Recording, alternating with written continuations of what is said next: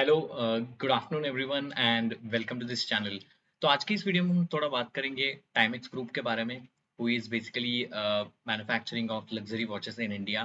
They are actually the market leader compare to the Ethos limited and the Titan.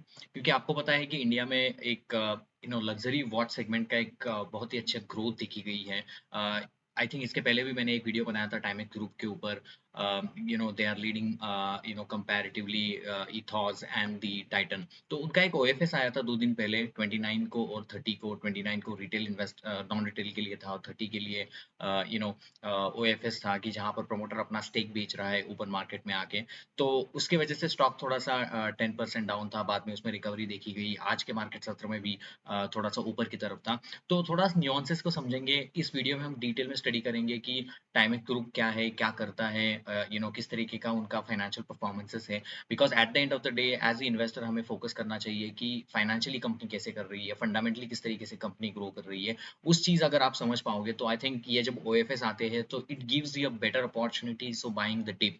Because एक company अगर fundamentally अच्छी कर रही है, अपनी रेवेन्यू सेगमेंट्स को ग्रो कर रही है, प्रॉफिटेबिलिटीज़ को ग्रो कर रही है, मार्जिन ग्रो कर रही है और वहाँ पर एक ओएफएस आता है, तो एज़ अ इन्वेस्टर वहाँ पर एक अपॉर्च्युनिटी भी बन जाती है। इसके पहले जून 2025 में टाइमेक्स ने अपना एक ओएफएस किया था।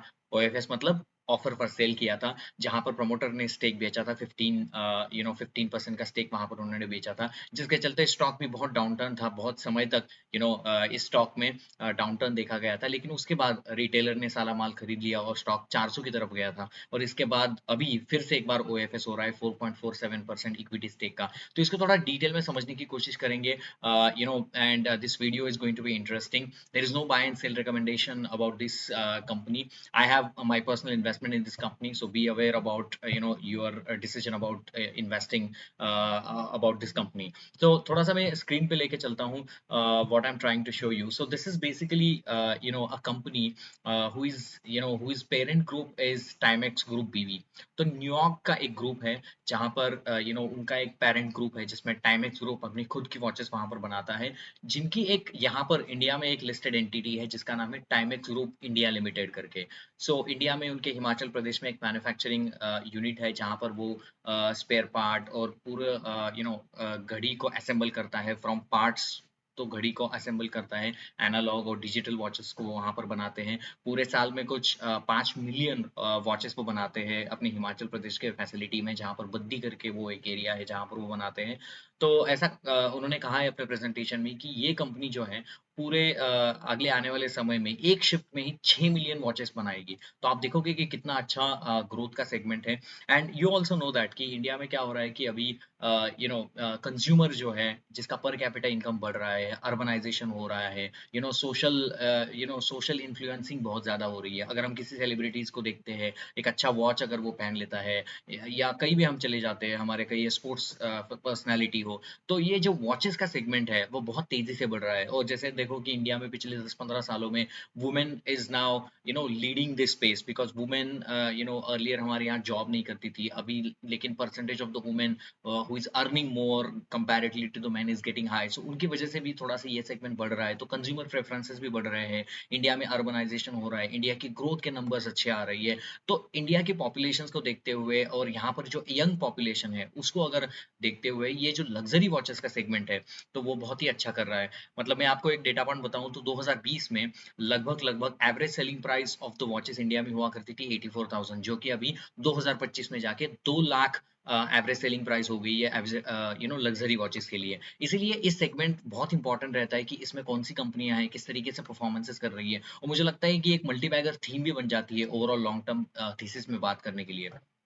तो अगर मैं थोड़ा-सा ओवरलुक आपको दे दूँ, तो यहाँ पर 3 कंपनियाँ जैसे टाइटन भी वॉच बेचती है, आपने देखा होगा। टाइटन है, इथॉस लिमिटेड है और टाइमेक्स है। ये 3 ही कंपनियाँ मेजरली आप पकड़ लो इस सेगमेंट में हैं, जिसमें इथॉस लिमिटेड मतलब अगर ये 2025 को माइनस करूँ तो बहुत आगे से परफ़ॉर्म कर रही थी। तो Ethos limited was number 1 player, then Timex group और देन टाइटन। अगर मैं टाइटन की बात करूँ तो बहुत बड़ा ग्रुप है, मार्केट कैप बड़ा है, इसलिए I will not be more focusing on the Titan in this video. लेकिन I will try to cover Ethos limited and Timex. हम ओएफएस के ऊपर आएंगे कि ओएफएस क्या होता है, कि किस तरीके से उसका इम्पैक्ट स्टॉक के ऊपर होता है, हमें किस तरीके से उस चीज को देखना चाहिए, उसको भी हम इस वीडियो में थोड़ा देखेंगे। तो जैसे मैंने कहा मोटा मोटी टाइमेक्स ग्रुप एक पेरेंट ग्रुप है जिसके साथ इंडिया की इनकी लिस्टेड कंपनी है Timex group India limited.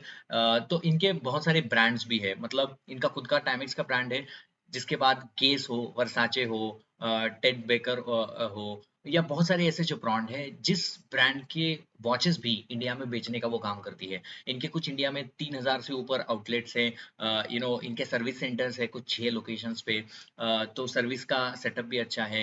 Retailer से माल बेचते हैं, ओमनी चैनल के थ्रू अपने माल बेचते हैं, डिस्ट्रीब्यूटर नेटवर्क से वो माल बेचते हैं। आपने देखा होगा जस्ट इन टाइम करके एक वॉच का शोरूम किसी मॉल में आपने देखा होगा, तो उनके थ्रू वो माल बेचते हैं। या नहीं तो वो जो ई कॉमर्स है, आपका फ्लिपकार्ट हो गया, अमेजोन हो गया, मिंत्रा हो गया, तो ये बहुत सारी जो ई कॉमर्स प्लेटफॉर्म है जैसे जोमेटो हो गया, तो इन सारी प्लेटफॉर्म के तरफ से भी वो माल बेचते हैं। तो सिंपल सिंपल है कि अपना भी ब्रांड का वॉच बेचते हैं और बाकी भी जो ब्रांड है उनका भी अगर मैं आपको थोड़ा सा डिटेल में दिखाऊं, तो कितने अट्रैक्टिव वॉचेस इनके रहते हैं। ये देखो, ये गेस का वॉच है यहाँ पर, तो इनको भी वे बेचते हैं। ये टाइमेक्स नियो करके स्मार्ट वॉचेस हैं। बेसिकली टाइमेक्स जो ये कंपनी है mainly into this analog watches. और अभी दिस स्मार्ट वॉचेस का जमाना थोड़ा सा ज्यादा बढ़ चुका है, इसीलिए they are also into the Timex Neo. अगर मैं थोड़ा सा इनकी पार्टनरशिप के बारे में थोड़ा सा मैं आपको बताऊं, तो कौन कौन से ब्रांड, ये देखो, ये बेसिकली ये न्यूयॉर्क से शुरू हुई थी। थी अमेरिकाज ओल्डेस्ट वॉचमेकर कंपनी है, 1854 से ये शुरू हुई थी। 15 ग्लोबल ब्रांड इनके साथ जुड़े हुए हैं। अगर मैं ग्लोबली बात करूँ तो 120 डिस्ट्रीब्यूटर्स है, 3000 ग्लोबल एम्प्लॉय। ये ओरिजिनली यूएस का जो ब्रांड है जिसकी मैं बात कर रहा हूँ। तो अगर मैं इनके ब्रांड्स को थोड़ा सा देखूं, कि इनके इनके तहत कौन कौन से ब्रांड, ये देखो, ये टाइमेक्स ग्रुप में टाइमेक्स है, वर्साचे है, गेस है, फ्लेमिंगो है, मिसोनी है। तो ये सारे ब्रांड इनके साथ जुड़े हुए हैं। आप देखो इंडिया में क्या हो रहा है कि people are preferring more into the luxury watches. अगर आपको कोई स्विस ब्रांड का वॉच खरीदना है तो आप इताउस के शोरूम में जाओगे, इताउस का जो बुटीक शोर है वहां जाओगे, टाइमेक्स ग्रुप के शॉप में चले जाओगे, वहां पर खरीदोगे। और दूसरा चीज इसमें क्या होता है कि लग्जरी वॉचेस सेल करने का फायदा ये होता है, यहाँ पर मार्जिन बहुत अच्छा होता है। क्योंकि अगर आप देखो कि ये वॉचेस 2 लाख 3 लाख में बिकती है, तो जैसे जैसे इंडिया का पर कैपिटा इनकम बढ़ता चला जाएगा, कंज्यूमर के हाथ में पैसा आ जाएगा। अभी जीएसटी कट भी हुआ है, अभी इनकम टैक्स में थोड़ी सी कट भी की है इंडियन सरकार ने, तो जिसके चलते बेनिफिट इस कंपनियों को भी होता है। इंडिया में बहुत सारे त्योहार होते हैं, दिवाली पे आप एक दूसरे को गिफ्ट देते हैं, न्यू ईयर में गिफ्ट देते हो, या आपके मैरिज एनिवर्सरी हो गया, बहुत सारे ऐसे ओकेजन्स होते हैं जहां पर आप एक दूसरे को वॉच भी गिफ्ट देते हो। तो जिसके चलते इंडिया में ये जो सेगमेंट है बहुत अच्छा करने की उम्मीद है। वो भी मैं दिखाऊंगा इस वीडियो में कि किस तरीके से consumption of the luxury watches is getting increase in India, वो डेटा पॉइंट वही बताते हैं। तो ये सारी वॉच इनके पास है। तो अगर मैं बात करूँ तो किस तरीके से वो इंडिया में शुरुआत हुई थी, ये देखो, यहाँ पर ये जो हिमाचल प्रदेश है, यहाँ पर उनका मैन्युफैक्चरिंग सेटअप है, जहाँ से वो असेंबली बनाते हैं अपने वॉचेस की।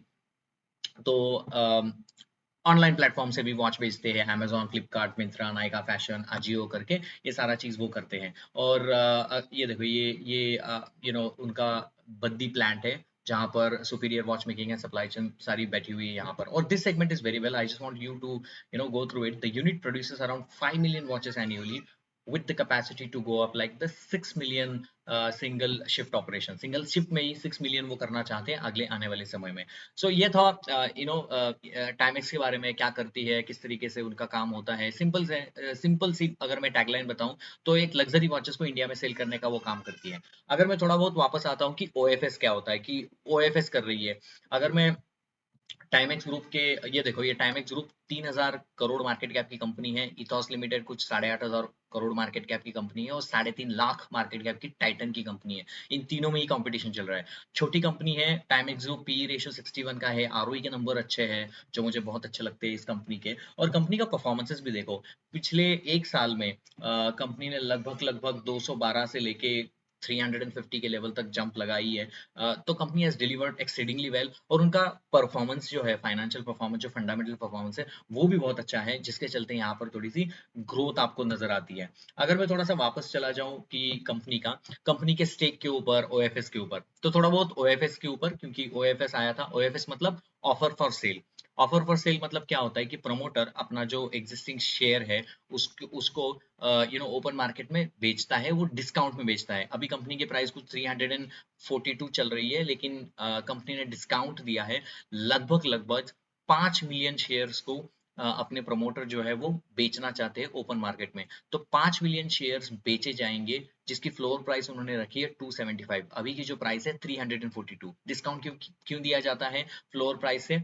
क्योंकि वो थोड़ा सा अट्रैक्टिव डील बने, बहुत सारे लोग यहाँ पर सब्सक्राइब करें। आप अपने जैसे आईपीओ को आप सब्सक्राइब करते हैं, वैसे आप ओएफएस को भी सब्सक्राइब कर सकते हो। आपके जीरोधा के अकाउंट अगर होगा तो वहां पर आप सब्सक्राइब कर सकते हो। तो बेसिकली ये 29 को था और 30 दिसंबर को उन्होंने ये ओएफएस किया, जिसमें एक दिन रिटेलर का होता है, एक दिन नॉन रिटेलर का होता है, जो अल्ट्रा एच एन आई जो कैटेगरीज होती है जिनको वो ओएफएस मिलता है। तो लगभग लगभग अगर आप यहाँ पर देखो तो 74% का स्टेक इस कंपनी में प्रमोटर का है। अगर मैं प्रमोटर की बात करूँ, टाइमेक्स ग्रुप लग्जरी वॉचेस बीवी, ये इनकी जो पेरेंट कंपनी है, इनका यहाँ पर स्टेक है। यहाँ पर आप देखो जून 2025 में इन्होंने 15% इक्विटी को ऑफलोड किया था। मतलब ओएफएस क्या है? Offer for sale. अगर कंपनी लिस्टेड है तो प्रमोटर अपना जो स्टेक है उसको अगर कम करना चाहे, मतलब थोड़ा सा शेयर वो बेचना चाहे, थोड़े से वो पैसे लेकर कहीं अगर घूमने चला जाना चाहता हो, अगर वो किसी दूसरे प्रॉपर्टी में इन्वेस्ट करना चाहता हो, कुछ भी करना चाहता हो, तो वो जो चीजें है वो ओएफएस के साथ होती है।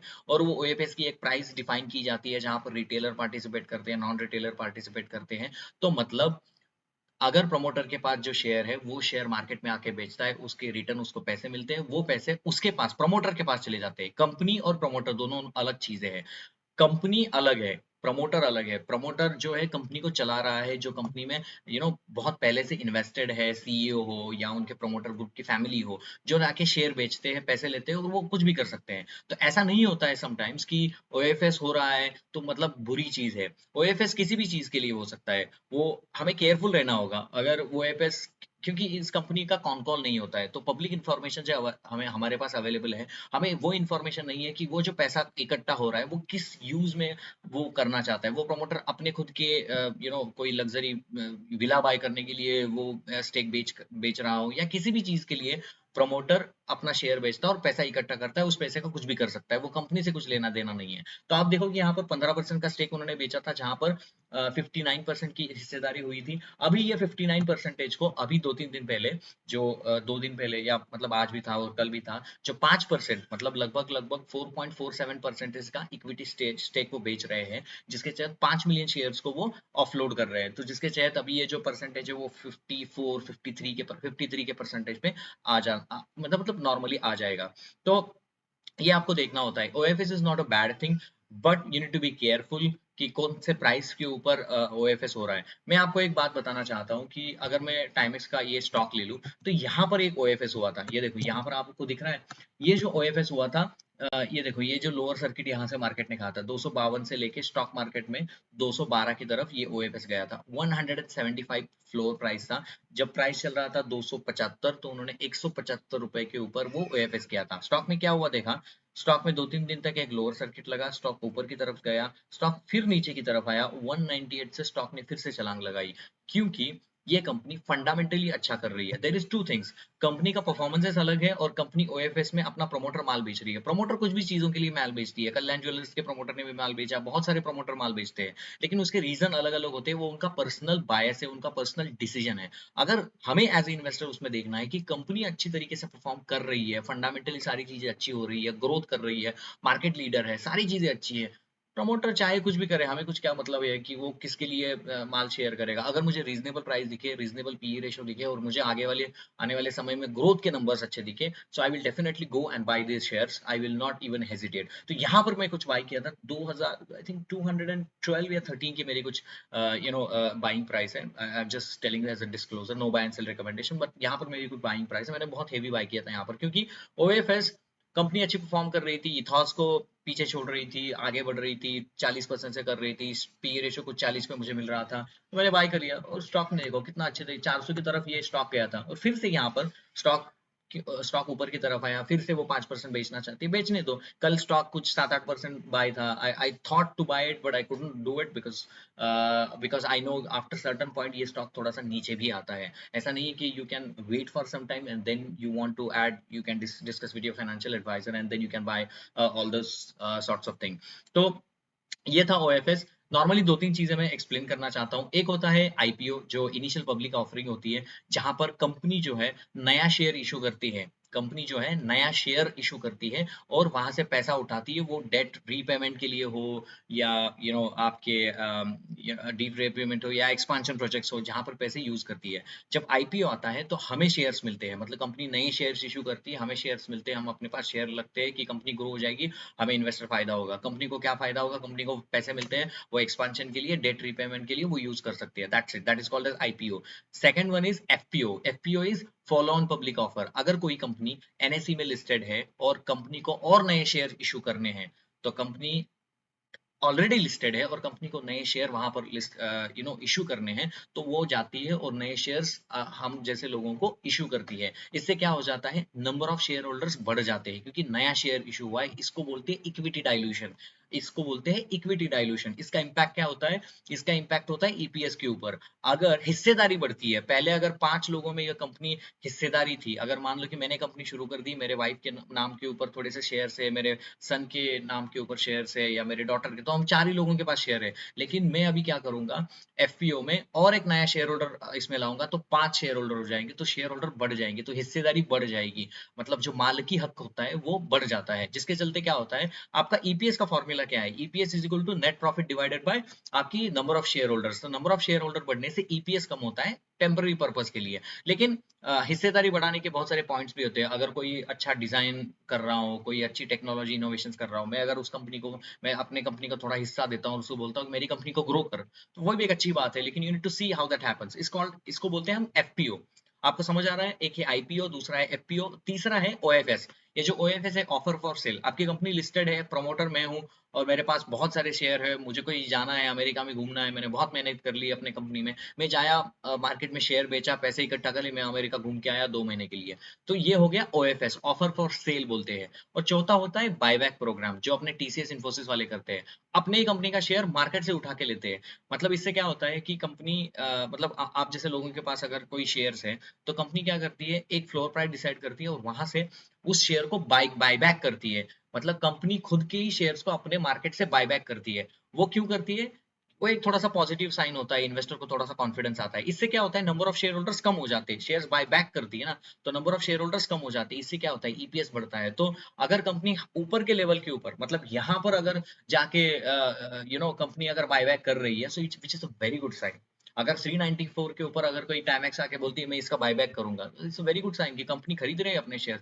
तो नंबर ऑफ शेयर होल्डर कम हो रहे हैं, पॉजिटिव सेंटीमेंट दिखा रहा है, इतने हाई प्राइस के ऊपर वो लोग वो बाय कर रहे हैं। तो चलो ठीक है, ये तो फंडामेंटल चीजें हो गई है। अगर आपको ये वीडियोस पसंद आते हैं, आपको लगता है कि मैं थोड़ा सी आपके वैल्यू इन्वेस्टिंग में या इन्वेस्टिंग की जर्नी में थोड़ा सा एक वैल्यू ऐड कर पाता हूँ, तो please like share and subscribe. This gives me the motivation to do more of these videos like this one. तो वापस आते हैं थोड़ा टाइमेक्स ग्रुप के ऊपर। टाइमेक्स ग्रुप का अगर मैं बात बताऊं, तो I just want to use to show their performances, कि मैं ऐसे हवा में नहीं कह रहा हूँ कि कंपनी क्यों अच्छी है या किस तरीके से परफॉर्म करती है, ऑल ऑफ दैट। आपको थोड़ा सा एक कन्विक्शन बिल्ड करना होगा कंपनियों में, तब जाके आप थोड़ा सा यू कैन डू वेल। सो अगर मैं थोड़ा सा रेवेन्यूज की बात, ये देखो रेवेन्यू किस तरीके से रेवेन्यू बढ़ा है यहाँ पर। You can easily say that the company is growing the revenue very handsomely.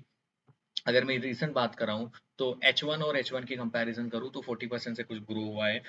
EBITDA margin के नंबर देखो, 10% से लेके 15% का ईबिटा मार्जिन बढ़ा है।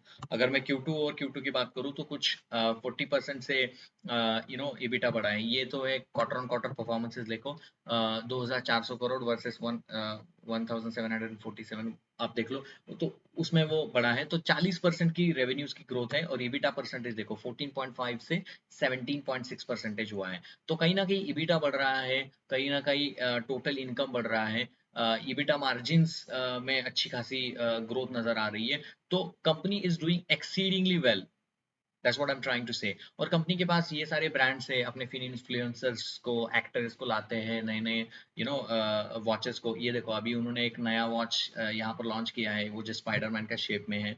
तो Timex is a super power and make it yours. तो इस तरीके से नए नए लॉन्चेस करते हैं, एक्टर्स को लेके आके नया वॉच का एक आपको, अगर आपको लॉन्च कराना है तो उनके साथ वो करते हैं।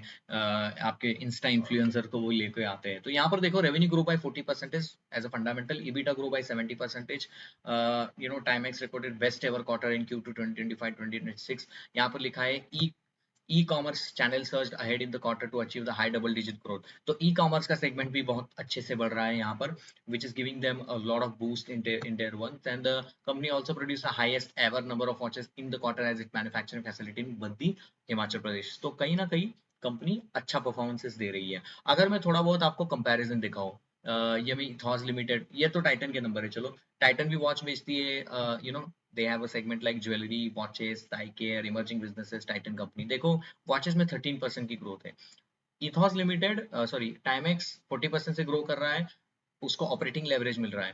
तो यहाँ पर अगर मैं फिर से एक बार आपको बताऊं, तो रेवेन्यू बढ़ रहा है 40% से, इबिटा बढ़ रहा है 70% से, और पैट बढ़ रहा है 70% से। तो कहीं ना कहीं उसको ऑपरेटिंग लेवरेज मिल रहा है। हमें एज अ शेयर होल्डर हमें ऐसी कंपनी चाहिए जहां पर, मैंने बहुत बार बताया है कि जहां पर आपको प्रॉफिट ज्यादा हो रेवेन्यू से, तो हमें ईपीएस ज्यादा बढ़ता है। तो ये कंपनी हमें चाहिए जिसका मार्जिन भी बढ़ता हो। जैसे मैंने कहा कि 14% से 17% ईबिटा मार्जिन हुआ है, which is very good thing. लेकिन यहाँ पर देखो टाइटन ने क्या किया है। टाइटन की बात अगर मैं करूँ तो 13% का रेवेन्यू तो बढ़ा है, लेकिन ईबीआईटी देखो 23% से ही बढ़ा है। प्रॉफिटेबिलिटी और नीचे गई है इनकी। तो कहीं ना कहीं अगर मैं कंसोलिडेटेड लेवल के ऊपर करूँ तो 13% से, तो 13% is lesser than the 40%। Even despite this is a big company Titan, they are exceedingly doing well, but I'm not very interested in these kind of segments where I where the growth rate is on the highly teens। मतलब ये देखो watches की अगर मैं बात करूं, ये देखो डोमेस्टिक में 13.4, इंटरनेशनल में 7%, टोटल इनकम 13% से बढ़ा है, ईवीआईटी 21% से बढ़ा है। तो कहीं ना कहीं ये जो इसका परफॉर्मेंसेस है टाइटन का, थोड़ा सा कमजोर है कंपैरेटिवली इथॉस। मैं ऐसा नहीं कह रहा हूँ कि टाइटन बुरा कर रहा है, लेकिन comparatively to Timex they are doing not that great. थोड़ा मैं वापस आता हूँ अभी इसके कॉम्पिटिटर, इसकी एक और कॉम्पिटिटर कंपनी है जिसका नाम है इथॉस लिमिटेड। वो भी इस तरीके से वॉच बेचती है, लग्जरी वॉचेस बेचती है, स्विस वॉचेस बेचती है। इनके भी एक बुटीक स्टोर्स है वॉचेस और लाइफस्टाइल में।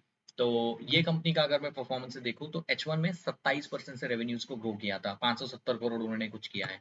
तो कंपैरेटिवली ऑफ ये देखो, तो कंपैरेटिवली अगर मैं बात करूं, अगर मैं थोड़ा मोटा मोटी बात करूं तो आप देख रहे हो कि 29.5% से स्टैंड अलोन परफॉर्मेंस ग्रो किया है, कंसोलिडेटेड 27, ईबीडीआईटी 10% से, और पीबीटी देखो 0.1% से। तो यहाँ पर मुझे कुछ ज्यादा वैल्यू नजर नहीं आती। एक तो रेवेन्यू ग्रोथ कम है, यहाँ पर मार्जिन थोड़ा सा डिक्लाइन कर गया है। तो ये भी थोड़ी सी बात है कि मैं इथॉस में उतना ज्यादा इंटरेस्टेड नहीं हूँ। Q2 की बात करूँ तो 32% से रेवेन्यू ग्रो किया, ईबिटा मार्जिन में देखो डिप है, 15.9% EBITDA मार्जिन है, पीबीटी देखो 10% से। कोई रॉकेट साइंस नहीं है, ये काम कोई भी कर सकता है। You just need to build your conviction and study very deep kind of a companies. तो अगर मैं तीनों का कंपैरिजन आपको बता दिया तो you can easily see that the timings is really winning the race comparatively Ethos. लेकिन एक समय के पहले, एक साल के पहले I was very bullish on the Ethos, but एक समय पे मैंने देखा कि इथॉस थोड़ा सा कमजोर पड़ रहा है, तो मैं इथॉस से निकल गया और टाइमिक्स में मैंने अपनी पोजीशंस को बढ़ाया। इसका रीजन ही वही था क्योंकि परफॉर्मेंस उस तरीके से नहीं आ रहा था। ये देखो नॉर्मलाइज पीबीटी की, ईबीआईटी के 9.3 और नॉर्मलाइज पीबीटी 10% के ऊपर इसका हुआ था। और पैट देखो 70% से पैट बढ़ रहा है आपके आपके टाइमेक्स का, और 8.7% से पैट बढ़ रहा है आपके इथॉस का। तो इसीलिए I am more interested to in the Ethos, अगर more interested into the Timex. अगर वहां पर ओएफएस भी हो रहा है, लेकिन I will be more interested. तो यहाँ पर भी कहानी खत्म हो जाती है, क्योंकि अगर एक ही सेगमेंट में एक कंपनी अच्छी कर रही है, so I will be more bullish on those kind of companies. ये देखो India's luxury watches market segment is to grow 11 to 12%, as affluence rises। तो वो एक बात है। ये देखो इंडिया का मार्केट अभी है $4.1 बिलियन का, जो कि आगे जाते हुए $6.99 बिलियन का होने वाला है। So I think it is consistently doing well. It's a very good theme, you can have a look. I'm just saying that you should go and study these presentations। You will easily understand what kind of a company and what kind of performance this is company is doing. So अगर थोड़े बहुत OFS होते हैं, कभी red flag आपको मिल जाता है कंपनियों में, तो आपको इतनी ज़्यादा दिक्कत नहीं आनी चाहिए। अगर यहाँ पर देखो टोटल इनकम 40% से बढ़ा है, EBIT 17% से बढ़ा है, प्रॉफिट आफ्टर टैक्स जो है वो 70% से बढ़ा है। So I think the company is doing exceedingly well. Advertising sale promotion देखो 1635 lakhs हुआ है कंपेयर टू 1068 lakhs। ऑब्वियसली थोड़ा एडवर्टाइजिंग रेवेन्यूज जो है वो बढ़ ही सकता है। सो मोटा मोटी मेरे कहने का मतलब है, ये देखो मोटा मोटी मेरा कहने का मतलब है the company is doing well, OFS हो या जो भी हो, आई will be more interested about companies who is doing exceedingly well, उनका परफॉर्मेंसेस अच्छा हो तो उनके ऊपर ही मेरा ज्यादा ध्यान रहेगा। सो होप आपको ये वीडियो पसंद आया हो। Hope you like my idea about how I look about the companies, what the things about companies I look into it, because OFS तो टेम्पररी चीज होती है, लेकिन फंडामेंटल जो चीज होती है आगे आने वाले समय में कंपनी अगर फंडामेंटली अच्छी कर रही है, रेवेन्यूज को ग्रो कर रही है, मार्जिन एक्सपांड कर रही है, सारी चीजें अच्छी हो रही है, इंडिया में कंज्यूमर बढ़ रहा है, GST का कट आया है, इनकम टैक्स का कट हुआ है, जिसका सारा फायदा भी मिलेगा। और 2026 will be, I think, very good for these kind of companies. So I think, so you can think about having those position in this kind of excellent companies that you want to build the position on. Okay, so thank you very much for listening to this. I have made a community post about this one. What I'll do is every day, whatever I see in the market, if there are some opportunities, if there are some news, then I'll try to post on my communities. Do visit my community, which is under the YouTube channel. You can easily see that there I'm putting my thoughts about the day-to-day markets, and I'll try to add the value to you. So milte hain next video mein. Thank you very much for this listening, and have a nice day, guys.